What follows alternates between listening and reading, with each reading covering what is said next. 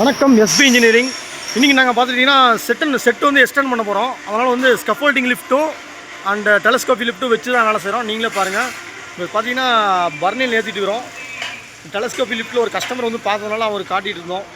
Kerala customer பாருங்கள். நம்ம ஒர்க்கர்ஸ்லாம் மேலே இருக்கிறாங்க. ஒரு பர்னில் ஏற்றி வச்சு பாருங்கள். இது வந்து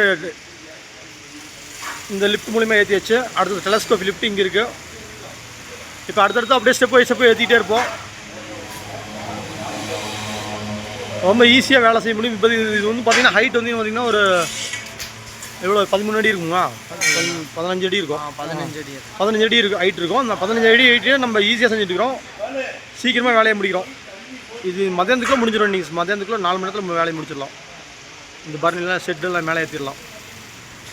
உறங்காமலே உளறலை வரும் இதுதான் ஆரம்பம்.